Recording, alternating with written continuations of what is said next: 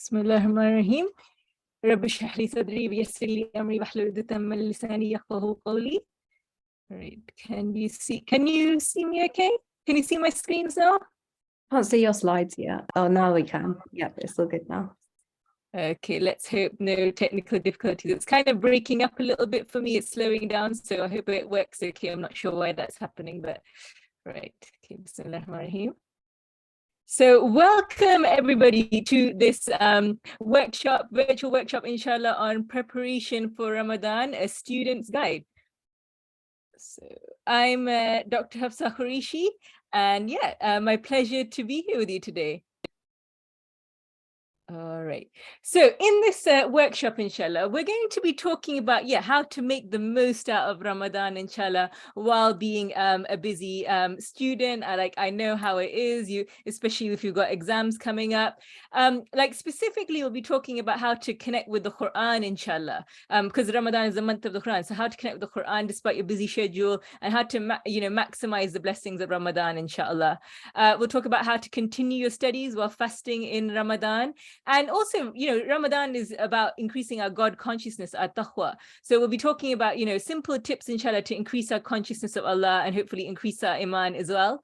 And hopefully you'll walk away with a clear plan of how to balance Ramadan with the university life, inshallah, and hopefully a lot more, inshallah. So I really hope you get a lot out of today. It's going to be interactive. So, do participate when I ask you questions, be present, put away any distractions, and do the exercises, the questions I set, respond to them. So you actually get more out of the session. It's not about what I'm telling you, it's about what you walk away with, right? So, and also, thank you for being here, because, it's all about planning. And, just doing this little bit of planning, there's a saying that 1 hour of planning saves 100 hours of execution. So just doing this little bit of planning, inshallah, will facilitate you getting more out of this Ramadan, inshallah. And also, I'd like to remind you to firmly, set your intentions as well of why you're here today, because the Prophet ﷺ said, everyone is rewarded for what he intended. You will be rewarded based on what you intend, even if you don't fully aren't able to fully carry out those intentions, but just by making the intention right here, right now, tonight with me, inshallah, you'll get the reward for it, inshallah. So just a little bit about myself, in case you've not come across me. Dr. Hafsah Qureshi. I'm a GP in Lincoln. I'm also a mum to 3 kids, 3 little kids, wife, daughter, sister. I'm one of the co-founders and the current vice president of Bima, alhamdulillah. I'm volunteer at my local mosque. I have fond memories of university and, the pleasures and the challenges of university. I was quite heavily involved in my ISOC, in FOSIS and NUS when I was at university. And I've always been a bit of a personal development enthusiast. And I also had a few struggles, a few years ago with my own sort of anxiety, mental health, and that kind of journey and going inwards really culminated in me really trying to learn the best of how I can help myself, what mindsets I need to inculcate, what habits, and that journey ultimately resulted in me becoming a professional certified life coach myself, because I learned a bunch of stuff that really helped me and I wanted to support others with that as well. So that's why I became a life coach as well. So basically, so you're here today, this evening. I want to start by asking you, why are you here? Why do you want to have a great Ramadan? And actually, so let me ask you that question first. Why are you here tonight, guys? Just answer in the chat. Hope you can hear me okay. Can you hear me all right? So why are you here? Why do you want to have a great Ramadan? Just answer in the chat. Put a few ideas. Finding a balance between ibadah and work. Great. Any other thoughts? Build Imaan, inshallah. Excellent. I feel like I didn't get a head start this year with planning, and it would be lovely to start now. Fantastic. It's my first Ramadan. Oh, fantastic. I want to do better than last Ramadan. Brilliant. Excellent. And what is a great Ramadan to you? Is that what does that mean? What does it mean to have a great Ramadan? What does that mean to you? What does a good Ramadan look like to you? Answer that question. Just write in the chat. what does a good great Ramadan mean to you? Like, what does it actually look like? Like, what would be the markers of a great Ramadan for you?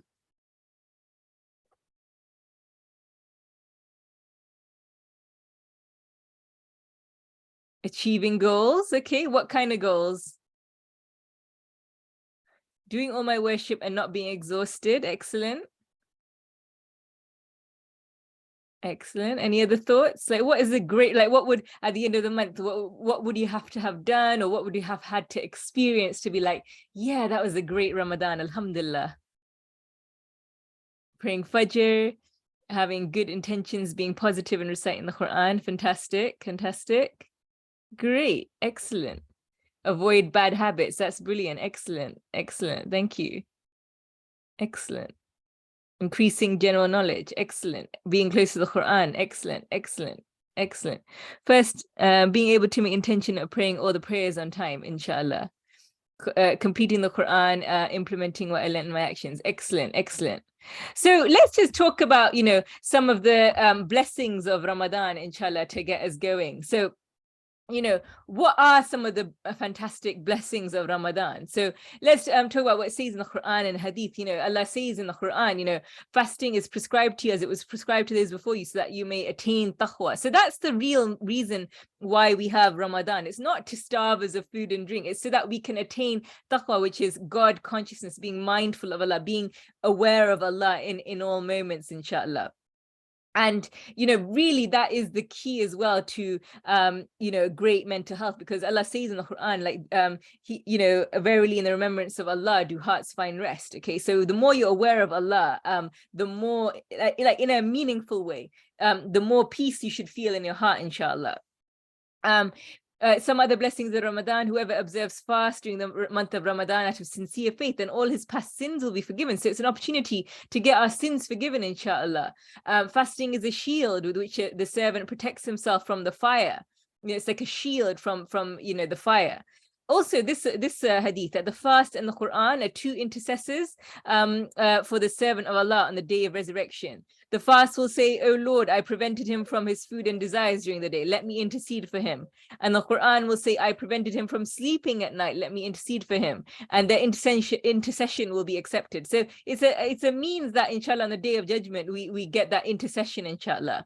Also, the Prophet ﷺ said, Ramadan has come. It's a month of blessing. Allah covers you with blessing, and he sends down mercy, decreases sins, and answers prayers. And look at this as well. The Prophet ﷺ says that Allah looks at your competition in good deeds, and he boasts about you to his angels. Like, how amazing is that Allah talks to his angels, boasts about us to his angels, inshallah. So show Allah goodness from yourselves, for unfortunate is the one who is deprived in this month of the mercy of Allah. And so much opportunity to do good and just get, connect to Allah, subhanallah. Okay, so those are some of the, blessings of Ramadan. But let's talk about, so what are some of the challenges that may stand in the way of you having a great Ramadan? So, what can stand in the way of you connecting to the Quran? What might stand in the way of you, getting those blessings, inshallah? Just write some ideas in the chat. What are some of your specific challenges as students that may stand in the way of you having a great Ramadan? Laziness, many things to do. Yeah. What else? What's stopping you doing as many good deeds? Exams. Okay. Preoccupation with work and stress. Yeah. Deadlines. Yeah. Anything else? So all those other things you have to do, isn't it? Anything else? Starting lectures at 7 a.m. Right. Yeah. Projects, sometimes laziness. Okay. Not clear in head what good Islamic goals to have in Ramadan. Hopefully that will be cleared, inshallah, by the end of today's session. Long hours of fast. Yeah, just the tiredness as well that we experience, right? Yeah. But what I want to say to you, brothers and sisters, is that, Allah does not like intend for you hardship in Ramadan. Okay, Ramadan is actually a gift. Okay, so Allah says in the Quran, the month of Ramadan is that in which was revealed the Quran, a guidance for people, and clear proofs of guidance and criterion. So whoever cites the month, let him fast. Allah intends for you ease and does not intend for you hardship. Like, just really take that in. He doesn't. It's not meant to be too hard. Like, it's meant to. Allah intends for you ease and not hardship. And he wants you to complete the period and to glorify Allah, to which he has guided you, and perhaps you will be grateful. So Ramadan really is about connecting to the Quran. It's, so many blessings. By the end of this session, really, what I want for you is you walk away like with a mindset shift about Ramadan. You feel like, wow, Ramadan is such a blessing. It's such a gift. Like, it's an opportunity to connect to the Quran. It's so many blessings of fasting, and that you really feel like, wow, it's a great opportunity for me. It's not a hardship. And ultimately what Allah says at the end, it's an opportunity to connect back to gratitude, and gratitude ultimately is the key to connection, inshallah, to Allah subhanahu wa ta'ala. No matter what your circumstances, what your exams are, whatever your challenges, inshallah, and Allah knows your unique situation. Bear that in mind, inshallah. So I'm going to go into some kind of more specific things now. So first thing is, again, we've said the Quran is the Ramadan is the month of the Quran. Like, we've got this concept of trying to finish the Quran in Ramadan. Many people have that kind of idea in their head, but then kind of beat themselves up when they're unable to do it. And what happens is we start off like wanting to do really well, reading loads of Quran, and then we kind of experience that kind of mid-Ramadan dip. And if we can't read much Quran, we feel guilty. Like, who can relate to what I'm saying here? Let's put a yes in the chat.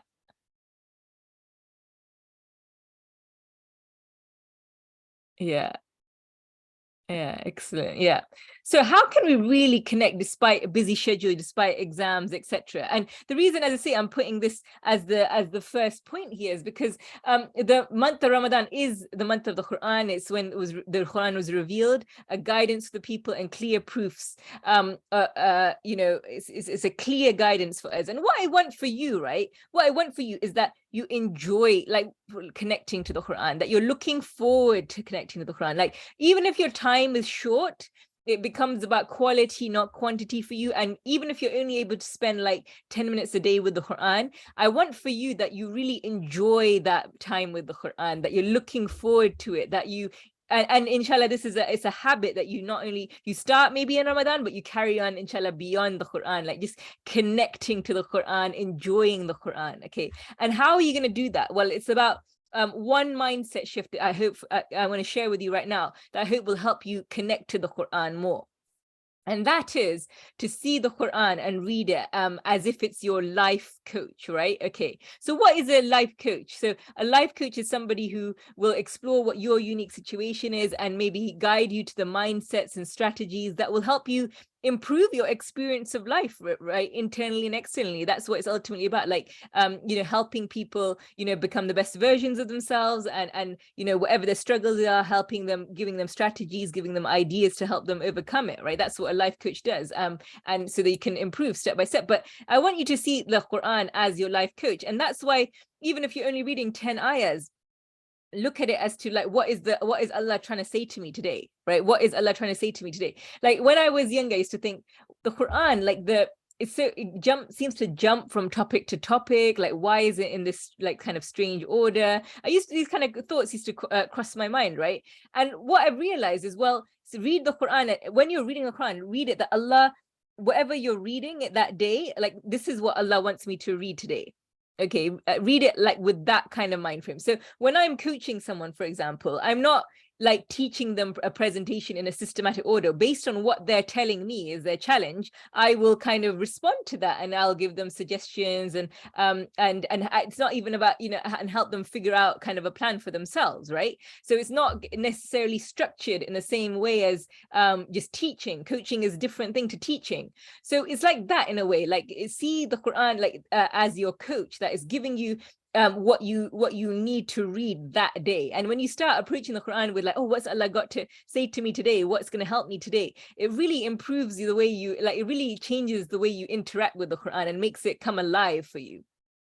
Okay, and bear in mind, like, what is the Quran? Well, it's a book where there's no doubt. It's a guidance. That is what it is for the God conscious. And if you read it and you take in its messages, and it's not just about reading it like a parrot, it's about really taking in its messages, reflecting on it, and these are the people that will prosper.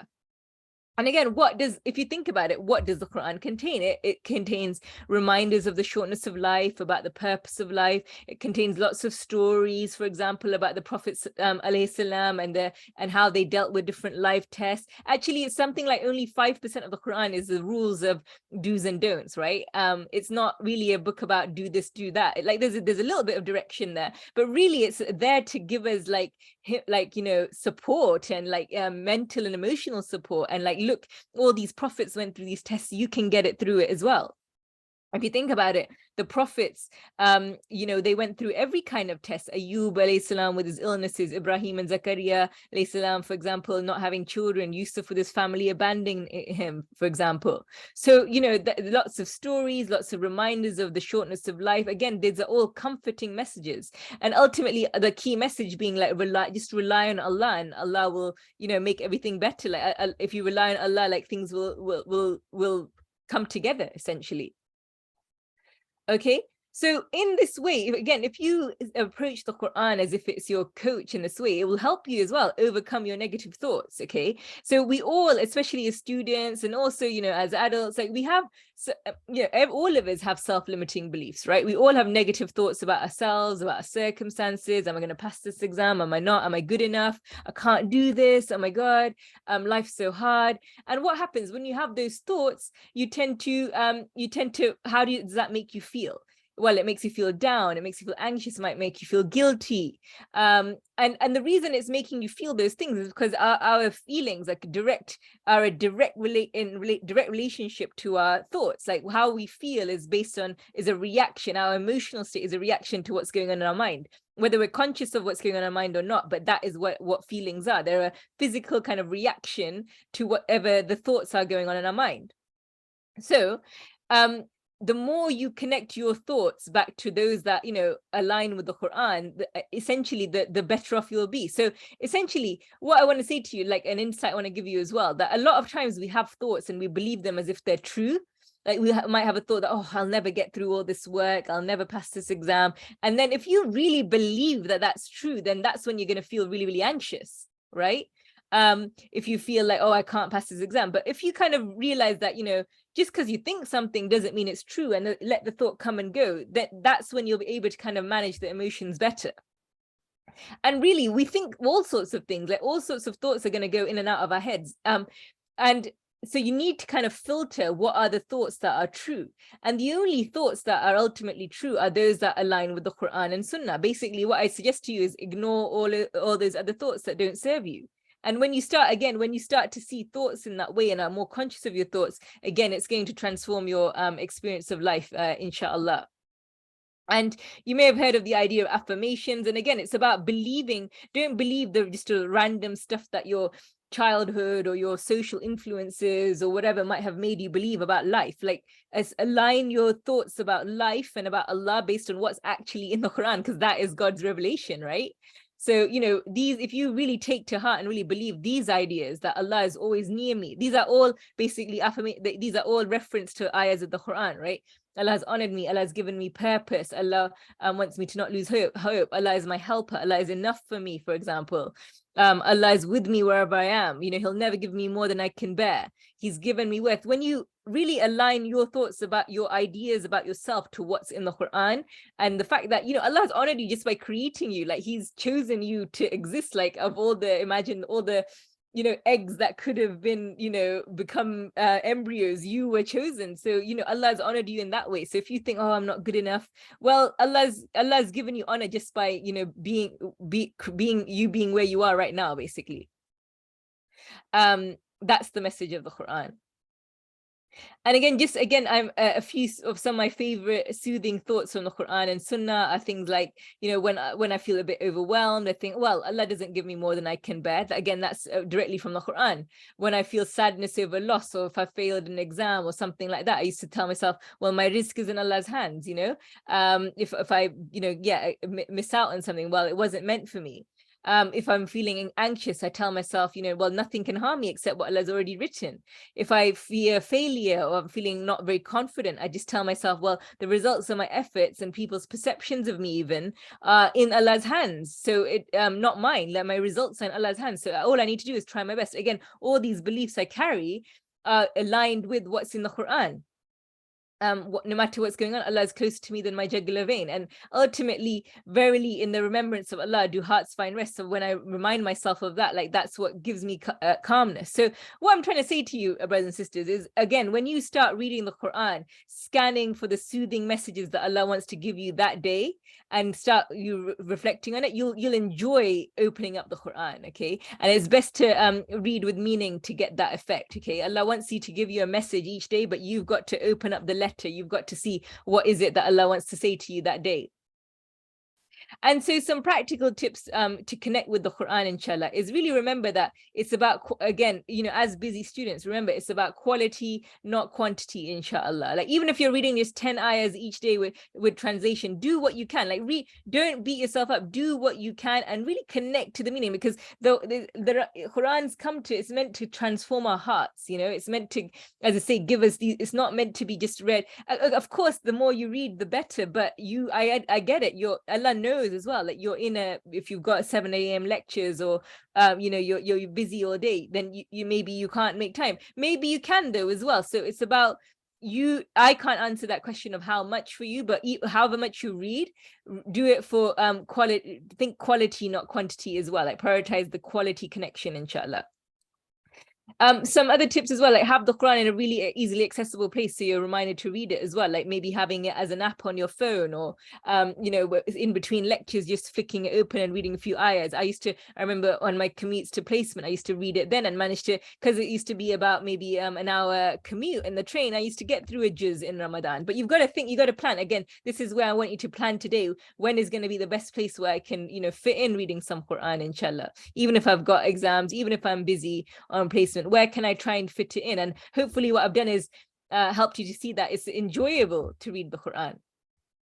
Okay, so another question I have now, so moving on from that is, well, now I've talked, like, I want to ask you, like, how are you going to make extra time, inshallah, for ibadah and for the Quran this Ramadan? Like, how are you going to do that? Like, how are you going to when and where are you going to read Quran? So, and how are you going to make some extra time? If you're saying you're so busy, how are you going to, make some time for it? Just write some ideas in the chat for me. In between prayers, great. Any other thoughts in between prayers? When else are you going to planning my days? Yeah.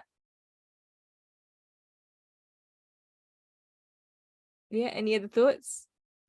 So you've got to think, okay, something's got to give. So if you think, okay, I don't have enough time, but how can you create that time, inshallah? In the bus. Excellent. Yeah. Excellent. So I before bed. Excellent.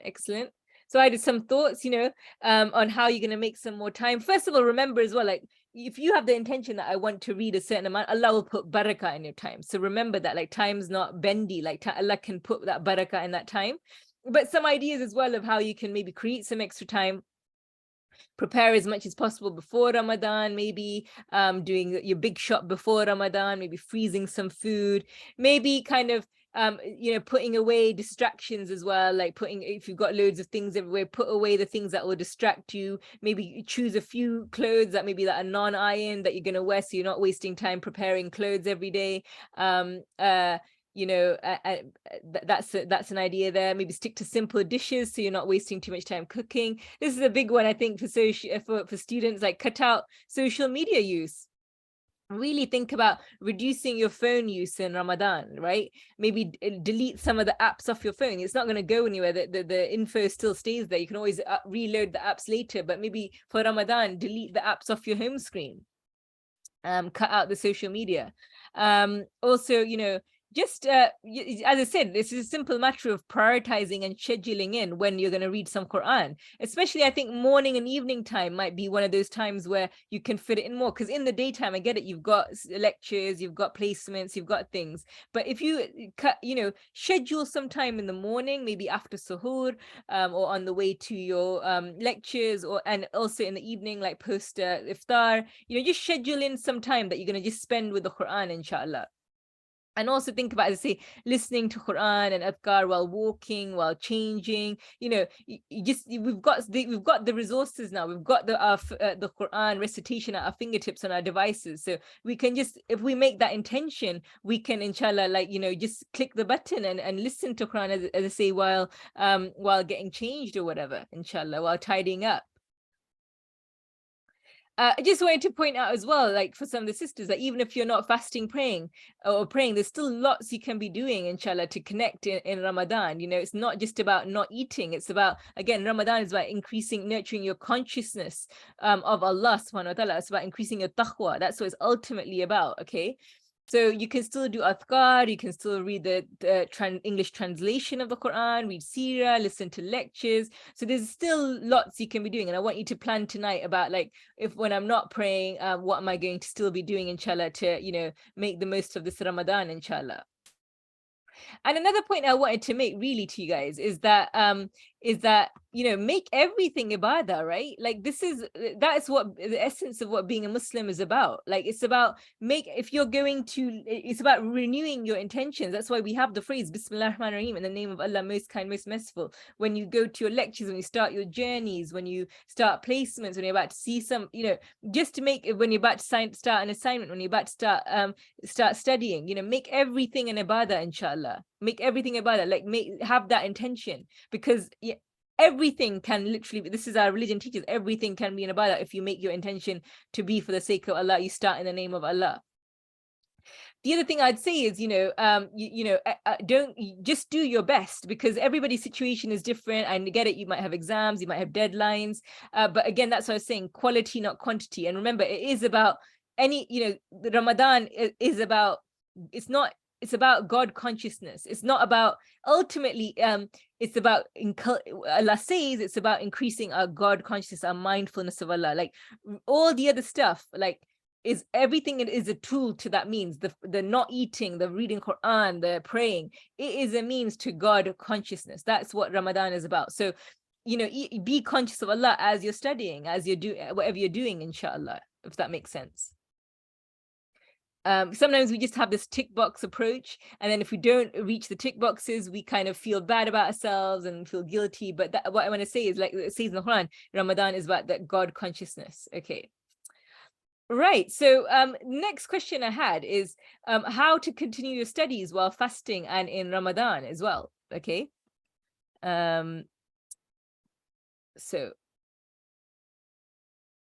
So I just want to talk a little bit about maintaining your energy as well in Ramadan. So, really key is that you eat nutritious suhoor with kind of protein and slow release carbs, low glycemic index foods that, things like oats, things like eggs, that will give you a slow release, inshallah, of energy, as opposed to eating sugary cereals or just kind of white bread toast that will give you just a burst of energy, and then it'll give you that a crash, and it's not going to give you that longer term energy. So think about your suhoor and what you're eating for suhoor.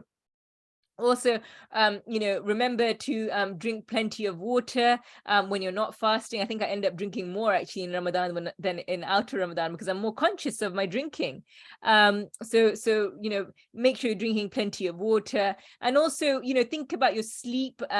Sleep does get disturbed in Ramadan, so try and schedule in like a nap maybe in the day or after your lectures, where if you can try and just think about your sleep. And it's okay, like your sleep is going to be broken, but when you setting an alarm, think about like sleep cycles tend to be in about 90-minute sleep cycles. So maybe set your alarm for like 3 hours after you go to bed for the tahajjud, and then maybe or 4.5 hours. Think of it like, remember, sleep cycles are about 90 minutes, so that's something to bear in mind when you're setting your alarm. And having that mindset again, that Allah, even if my sleep's a bit broken, Allah will put barakah in my energy, inshallah, if I'm being conscious in my planning, inshallah.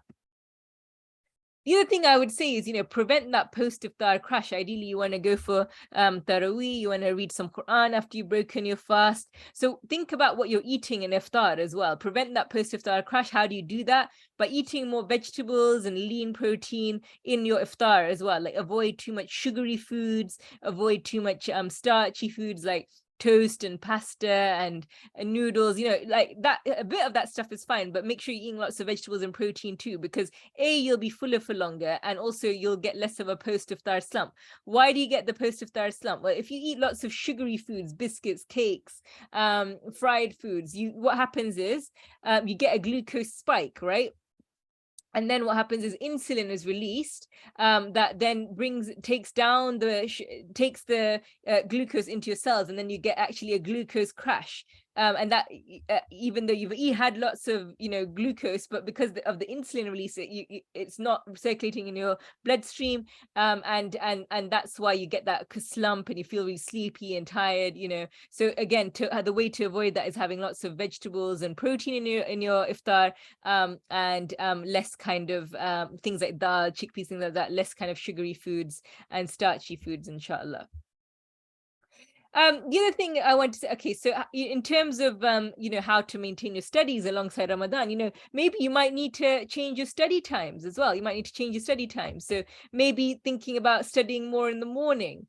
That just before iftar you might get a bit more tired. So maybe avoid studying at time and planning, okay, I'll have a nap at that time instead. And then maybe studying after Taraweeh. So you have to just change your routine a little bit.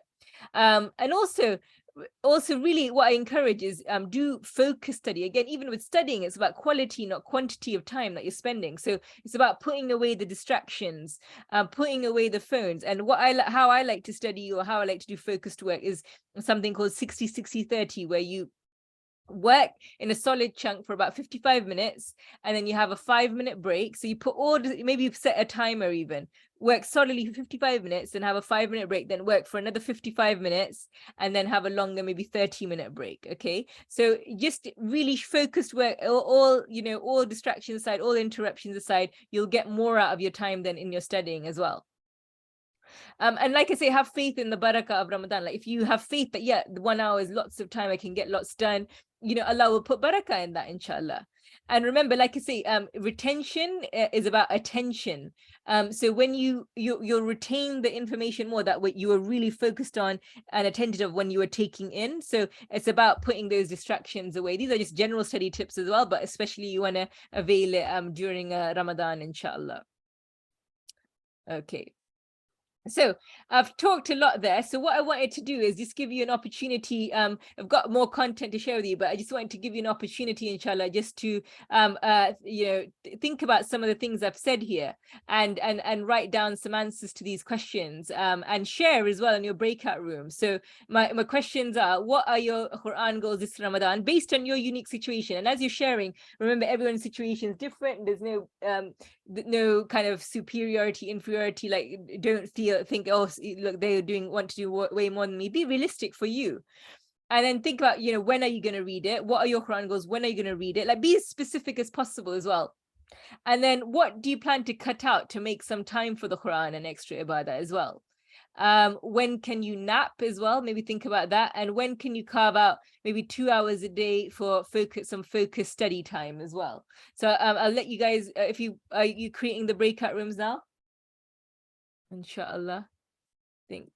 Yeah. Faiza, if you open the breakout rooms.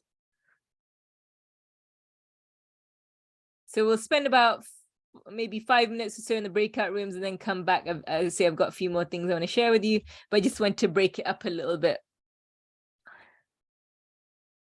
and give you guys an opportunity to share as well.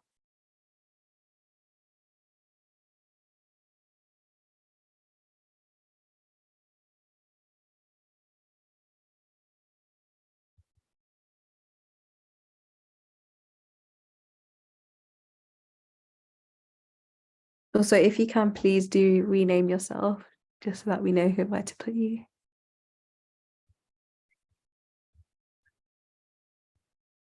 So some of the folks aren't in a breakout room, or they're just on their own.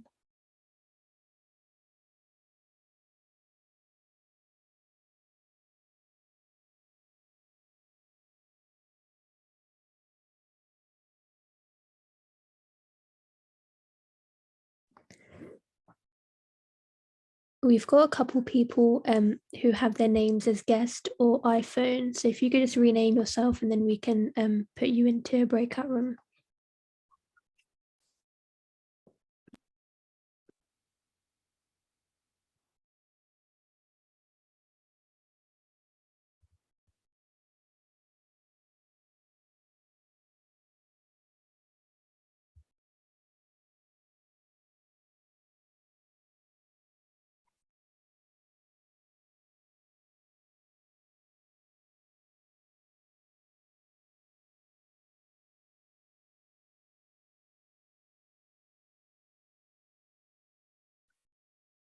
I don't know if should I copy and paste the questions and put it in there?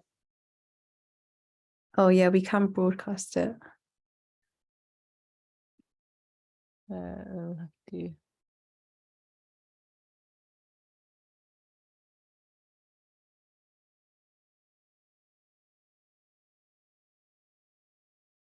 I don't know if I can broadcast it actually.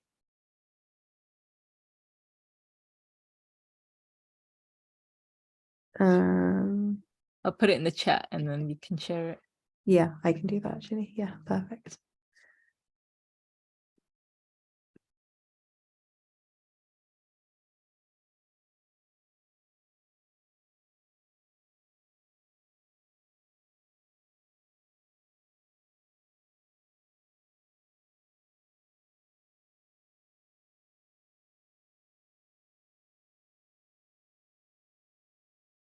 If anyone here is struggling to get into a breakout room, just let us know and we'll try help you.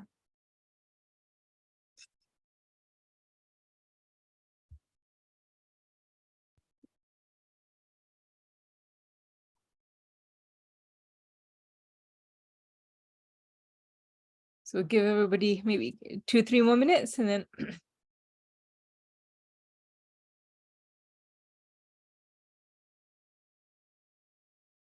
if you haven't joined the breakout room, just write down some answers to these questions, because again, it's about planning, right? Like if you spend a bit of time planning now, inshallah, thinking about these, then inshallah, it'll be easier to implement in Ramadan. And you're not going into Ramadan just ad hoc and random.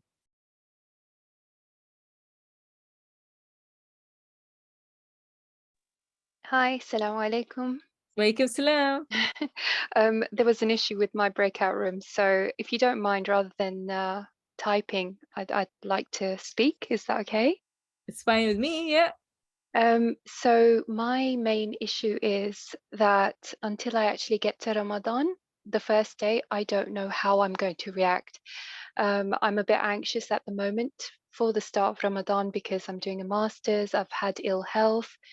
I don't know how I'm going to be studying. So yeah, at the moment, I don't feel like I can plan much. So I have anxiety about that.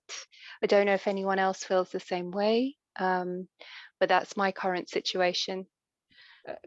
Okay, thank you so much for sharing, sister. And what I'd say is, like, maybe have a number one is remember, like I said, Allah does not intend hardship for you; He intends ease. So, inshallah, Allah will, have that hope in Allah that He'll make it. You'll be able to do it. You'll be able to do it. Like getting too anxious beforehand isn't necessarily helpful unless it motivates you to maybe do some planning and think about what kind of food you're going to eat. But inshallah, otherwise just take it as it comes and have that yaqeen that inshallah Allah will help you through it. If you do have like health issues that prevent you fasting, though, Allah is most merciful as well, and there's different people may have different health issues that mean they can't fast. And what I'd say is, consult your doctor around that.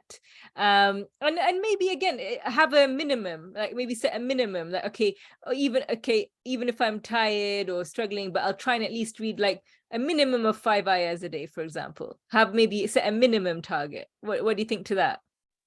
Absolutely. I mean, we can only do what we can. So Exactly. I have a question. My Quran reading in Arabic is not so good. And I struggle every Ramadan. I struggle. I'm slow. I'm very, very slow. So um, I mean, I sit there and I read the translation more, so at least I'm getting an understanding. I know it's not ideal. I know it's better to read it in Arabic, but yeah. Well, one, again, just idea that comes to my mind is maybe you could use one of those apps and sort of listen to the Quran, listen to a reciter read it, and then kind of read the translation alongside it. So it's kind of like you're reading the Quran with subtitles. Oh, that's a nice idea. Thank you. So That's you're wonderful. Yeah. connecting to the beauty of the melody of the Quran, and you're taking all that in the original Arabic, but you're also connecting to the meaning. Yeah, that's a lovely idea. Thank you. You're most welcome. So any more questions, I'll be happy to take us at the end, inshallah. Shall we bring everybody back, Nusrat? Yep, sure.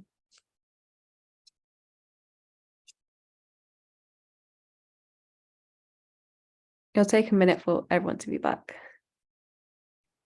I suppose one point I'm trying to make as well is that, you know, Ramadan, people go in like, I need to do this, need to do that, need to do that. If I'm not doing it, I'm not good enough. But Ramadan, we want to do as many good deeds as possible. But remember, the purpose of Ramadan is that God consciousness, that being aware of Allah. And that's what it's really about. So it's like, how conscious of Allah are we being rather than what are we doing? Does that make sense? There's a distinction. Just put a yes in the chat if that makes sense. And I'll give some tips on that as well, inshallah, towards the end of this talk. But does that distinction make sense?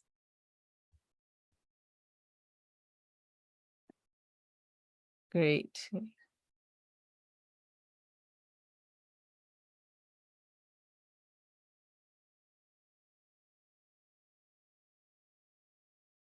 Gonna get my slides back up then.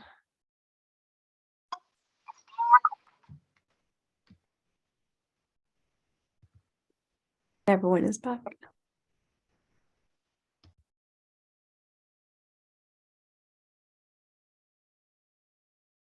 Okay, great. Hope you found that useful, just kind of talking it out, sharing some thoughts with others, inshallah.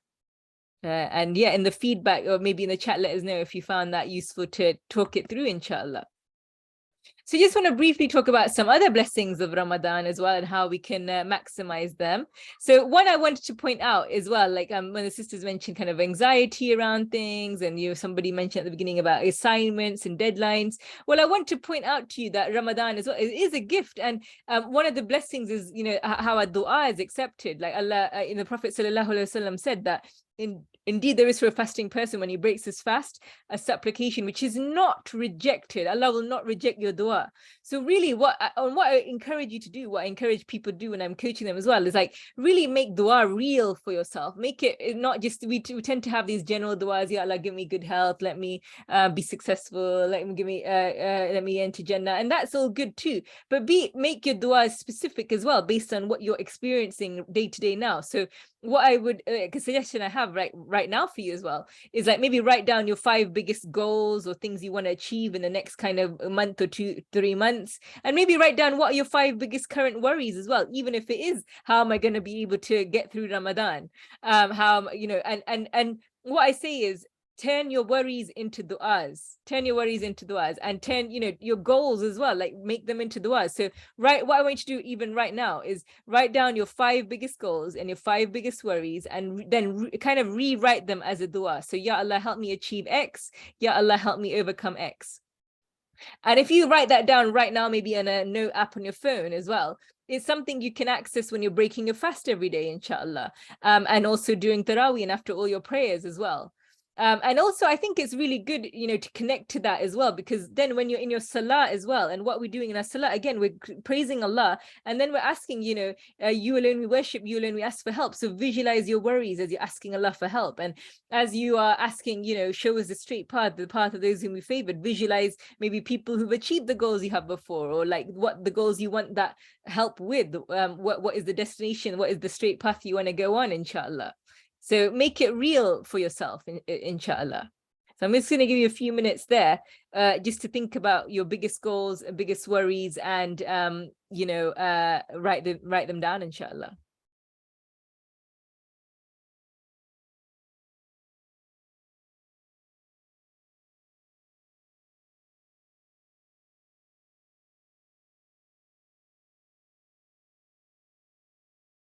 Awesome. So move on, inshallah.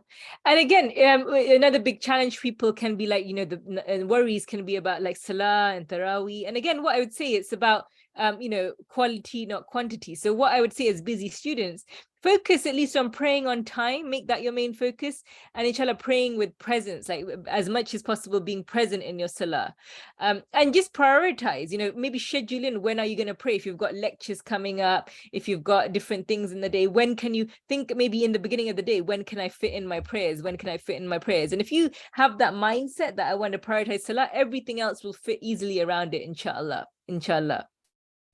And again, if you can do the extra prayers or the night prayers, that's great, that's brilliant, you'll get reward. But if you can't, and for a genuine reason, like you've got 7 a.m. lectures and you can't stay up till 2 a.m, then Allah knows your situation. So again, it's about focusing on the quality of the prayer. Okay.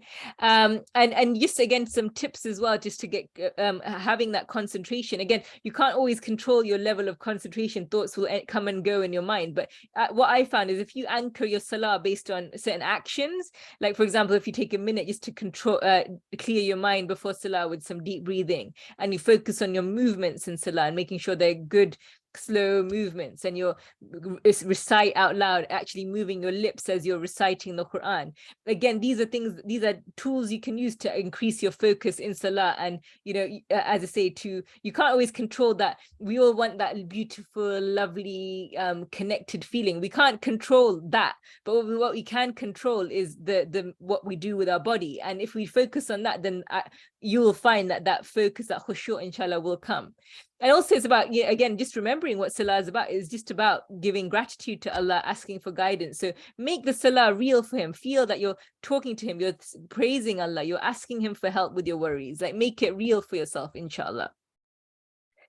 Also, I wanted to say quickly as well that if you have a weight loss goal this year, then again, don't waste the opportunity of Ramadan. Like if this is something that is relevant to you and you need to lose weight, I say to people that, you're doing 95% of the hard work already by not eating most of the day. So don't mess it up by how you eat at your iftar time. Okay, yes, occasionally you can have the odd, on the weekend, maybe the odd like nice iftar or the odd kind of fried food, but as a general rule, to try not to make that your default. Okay, eat as I was saying, the vegetables and the lean protein, inshallah.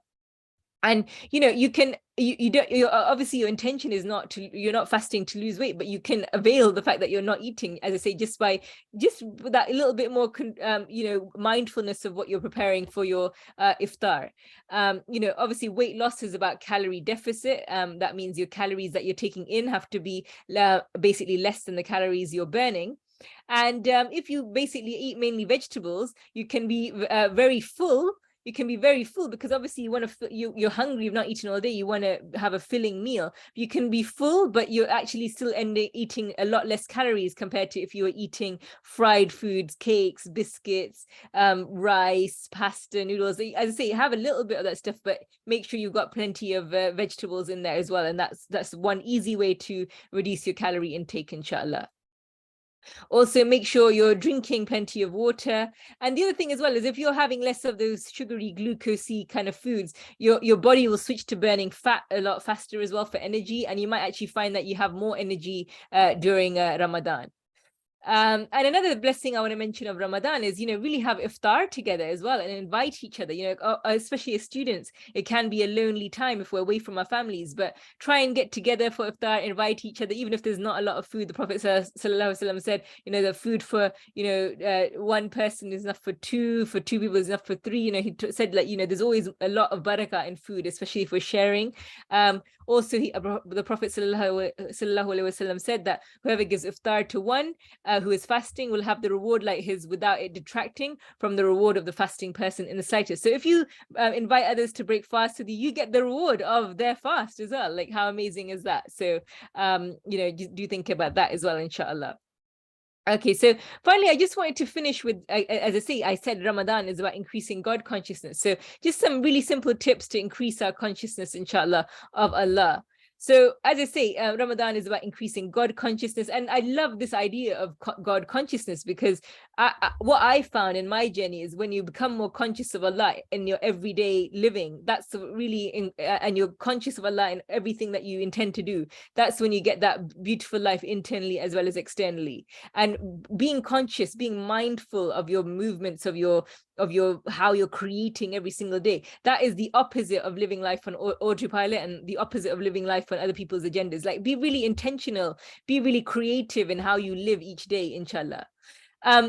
Some thoughts on how you can increase your God consciousness is that whenever you're feeling hungry or tired this Ramadan, right, when you're feeling hungry or tired, remember, remember what I encourage you to do, just a tip, is notice where you're feeling that hunger in your body, notice where you're feeling that tiredness in your body, kind of zoom into where you're feeling it, and then what you do is you send that feeling love. You say, like, I'm doing this, I'm feeling this feeling purely for the sake of Allah, purely for the sake of Allah. So when you feel that hunger, use that as a tool to connect you back to Allah, and say, like, Ya Allah, I'm feeling this hunger, I'm feeling this tiredness. Yeah, it's unpleasant, but Ya Allah, this is purely for you. This is purely for you. And then use that then as a segue to thank Allah for your body, for your food, for all your blessings, for the fact that you have this awareness of your hunger, and that most of the time you're not hungry. Again, use it as a tool to connect back to Allah, and use it as a tool to connect to the gratitude. Remember that ayat said Ramadan is about getting that gratitude, inshallah. And a bonus is like the ability to even be able to process this experience and thank Allah for the thank him for the ability to thank him, basically. And then, so that's connecting to Allah with your physical sensations in your body, like tiredness and hunger. Then you can also use your emotions, your anxiety, whatever you're feeling, to connect to Allah. How do you do this? So when you're experiencing any emotion like anxiety, sadness, guilt, overwhelm, right, that may come with being busy, that comes with juggling lots of things. What I encourage you to do is go inward. Go inward and ask yourself the question, what is the thought in my mind right now that is causing this feeling? Okay, because behind that anxiety, there will be a thought, there'll be a worry. Behind that guilt, behind that overwhelm, there's something going on in your mind. And then notice that, and then consciously surrender that worry to Allah. Like I said, turn your worry into dua. And when you do that, you'll feel instantly better, inshallah. You'll feel try it out. All I can say is try it out. You're worried about an exam, you're worried about a deadline, the thought, and you're feeling anxious. So turn that worry into a dua, inshallah. And again, you can then use what you're doing then is you're using your emotions as an alarm bell to turn back to Allah, inshallah. And so that's using your emotions as a way to connect back to Allah, and now using your mind, inshallah, to connect to Allah. So the key with this is just being present in the moment to your surroundings. What I want you to do this Ramadan is really be present in the moment to your surroundings, who you're with. And generally in Ramadan, because you're kind of a little bit dazed and a little bit because you're not eating, you tend to, I feel anyway, that I overthink things less in Ramadan because I'm just kind of a bit like groggy, and so therefore be more present in the moment and really just look for the small joys, the small delights, the breeze in your face, the taste of food, like seeing your friend, and just look for those small delights and thank again Allah for that experience, and then, as I say, then what you can do is go metta and like thank Allah that He's inspired you to be thankful. So there's an infinite depth to gratitude, and like I said, Ramadan, like that ayah said, is about connecting to the gratitude, right? So these are some practical tips on how you can do that. So using your body and your physical sensations, using your emotions, and using your mind, inshallah, to increase your consciousness of Allah. Okay, and that's it. It's all about becoming an observer to your experience, to your thoughts, to your experience. That's your segue to connect back to Allah. And Imam Ghazali, he said that he who knows himself knows Allah. And this is my kind of interpretation of that using your body, your emotions, your mind, inshallah, to connect back to Allah. So I hope did that make sense? Because it's a little bit, you probably haven't heard it in that way. So did that make sense how I explained that? But yes, if you get it. Or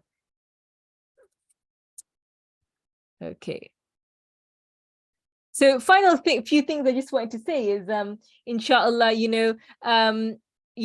remember Ramadan is an opportunity for a reset, says it takes 30 days to create new habits, right? That's something we learn in the personal development world. Well, is it a coincidence that Ramadan is 30 days? So often we go all out in Ramadan and we overwhelm ourselves, and then we go back to our old ways, like after Ramadan. So instead, I want you to think about Ramadan this month, about thinking like, I'm going to start some new habits that I'll then inshallah keep up for the rest of the year.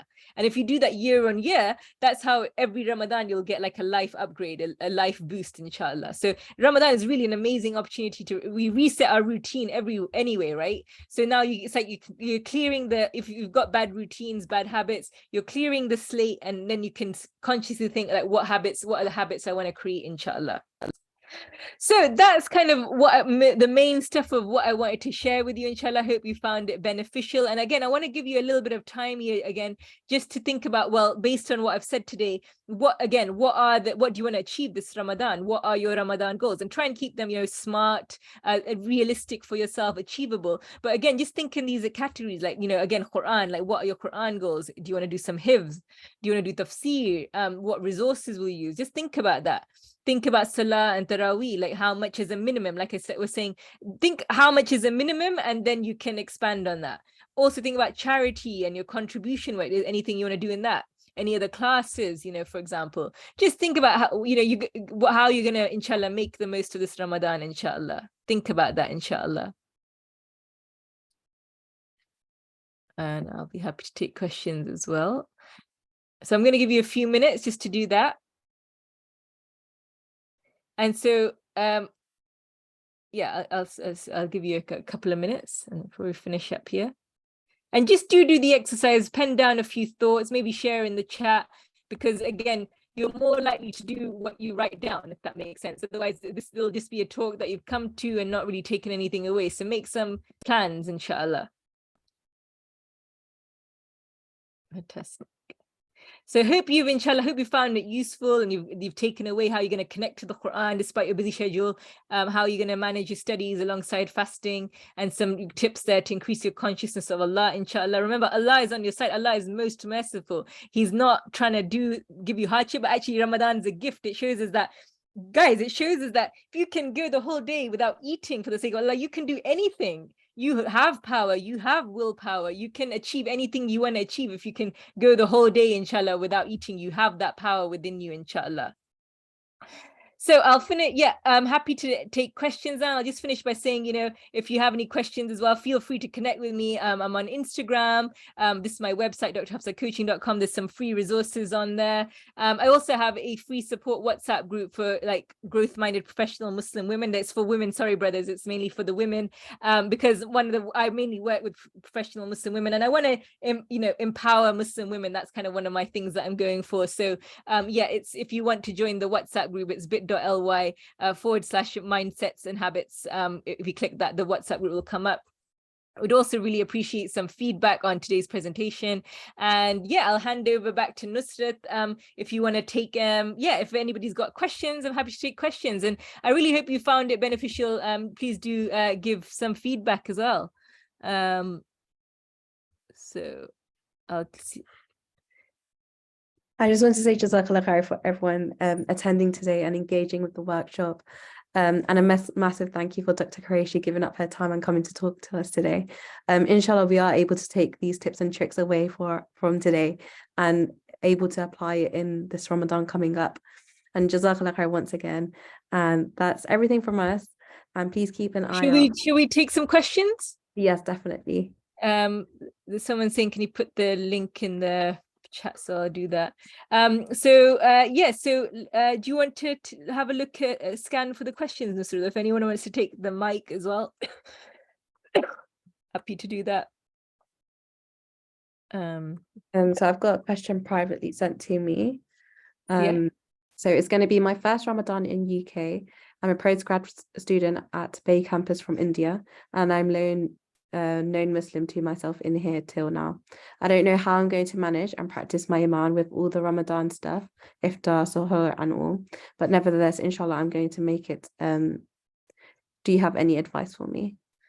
First of all, sister, mashallah, welcome, and Allah is with you. Like, Allah is with you. Don't forget that. Even if you feel lonely, Allah is with you. Just go, put yourself out there. Don't be shy. If you see spot, go to the prayer room. and you'll find some Muslims there. Go to, I'm sure there'll be like iftars going on in your local mosque, in your local prayer rooms. Don't be shy. Go connect with people. Go to the when you go to the masjid as well, you'll meet people. Don't be shy to say, oh, I don't know anybody. And I'm sure people will take you under their wing. Like when I first joined uni, it was like Freshers Week, and then it was straight into Ramadan. I didn't know anybody. I was away from home for the first time. And what I used to do is I used to go and just camp in the prayer room in the hope that I'd bump into some people or meet some sisters, as sad as they may sound. As that may sound, and alhamdulillah, and I made dua, like I said, turn your worries into us. I made dua, like, ya Allah, let me find some awesome company, ya Allah, let me find some awesome company. And I think first time I went to the prayer room, didn't meet anyone. Second time, didn't meet anyone. I think fourth time I bumped into loads of sisters. They were there in a group and they just took me under the wing. And I kid you not, I didn't have iftar one single time on my own that whole Ramadan. Like every day somebody or the other invited me. So like Allah, if you make dua to Allah, like for great company this Ramadan, Allah will grant it to you, and believe that Allah will answer your duas, inshallah. I hope that helps.